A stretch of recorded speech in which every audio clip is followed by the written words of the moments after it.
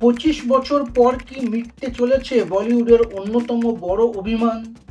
সঞ্জয় লীলা বনশালী আর করিনা কাপুর কি তবে সত্যি এক ফ্রেমে? গল্পের শুরুটা সেই 2000 সালের গোড়ার দিকে।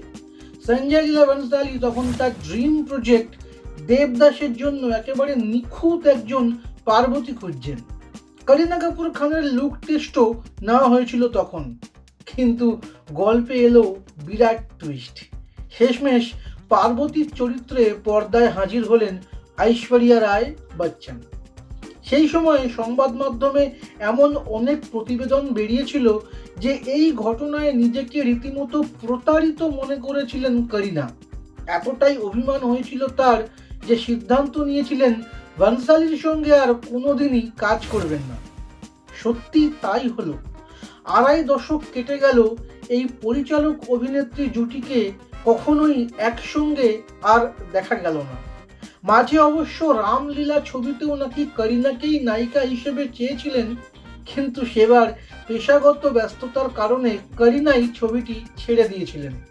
তবে বলিপাড়ায় এখন জোর গুঞ্জন, অতীতের সেই জমাট বাঁধা বরফ নাকি গলতে শুরু করেছে।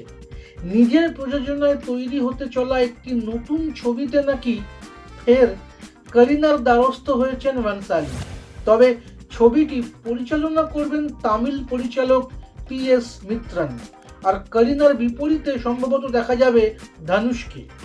চিত্রনাট্যের কাজ প্রায় শেষের দিকে, আর সব ঠিক থাকলে 2027 সালের জানুয়ারিতেই শুরু হতে পারে শুটিং। আমার তো মনে হয় অভিমান আর জেদ সরিয়ে রেখে সময়ের সঙ্গে সঙ্গে পুরনো তিক্ততা ভুলে যাওয়াই সবচেয়ে বুদ্ধিমানের কাজ।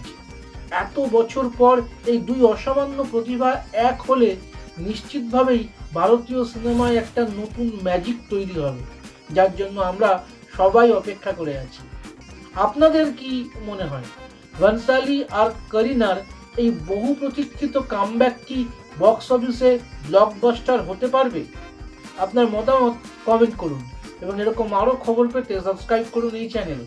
আপনার নিজের জন্য বা নিজের ব্যবসার জন্য পার্সোনাল বা বিজনেস ওয়েবসাইট তৈরি করতে চান, অথবা তৈরি করতে চান আধুনিক মোবাইল অ্যাপ, কোথায় যোগাযোগ করবেন, কিভাবে শুরু করবেন বুঝতে পারছেন না?